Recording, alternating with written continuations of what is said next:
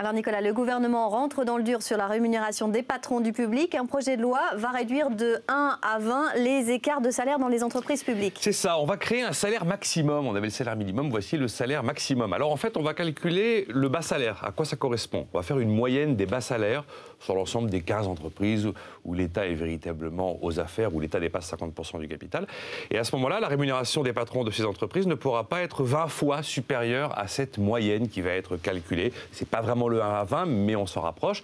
Et en fait, il y a presque un objectif de justice fiscale vis-à-vis des patrons, puisqu'effectivement, le patron qui est dans une entreprise où il y a des très très petits salaires, il risque à l'arrivée d'être moins payé que son collègue d'une entreprise publique qui a des bas salaires, c'est vrai, mais quand même un peu supérieurs. Donc on va créer une forme de justice fiscale, y compris pour les grands patrons. Alors vous avez regardé les entreprises concernées, hein. La mesure concerne qui? Alors c'est là où c'est un peu particulier, ça va concerner très peu de monde. Les mandataires sociaux sont les gens qui sont à la tête d'une boîte, mais qui n'ont pas de contrat de travail, qui dépendent en fait directement du droit des sociétés. Et ça ne va pas du tout concerner le top management qui est en dessous, le directeur général, le directeur financier, le directeur des ressources humaines qui, lui, a bel et bien un contrat de travail. On va se retrouver dans bien des cas, peut-être tous les cas d'ailleurs, avec un patron qui sera nettement moins payé que ses collaborateurs directs du top management. Ça existe déjà, mais là, ça risque d'être assez criant. Bon, Nicolas, est-ce que c'est utile? Symboliquement, oui, c'est une promesse, ça donne un sentiment de justice, il fallait le faire, on l'avait dit, faisons-le. Bon, après, effectivement, c'est du symbole vraiment miniature. Première remarque, le salaire minimum, le salaire plafond pour les patrons, on est exactement dans cette habitude française du « aucune tête ne doit dépasser tout le monde pareil ». D'ailleurs, Valéry Giscard d'Estaing,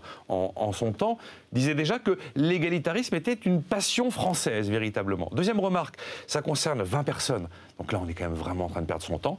Et puis troisième remarque, on va certes plafonner le salaire des patrons, mais on ne va pas augmenter les salaires d'en bas. Véritablement, le problème n'est pas là. Il n'est pas dans les entreprises publiques. Le problème, il est dans les entreprises privées, bien évidemment. On est en train d'expliquer aux smicards qu'on ne va pas pouvoir véritablement leur donner un coup de pouce parce que ça détruit les emplois, ce qui est vrai.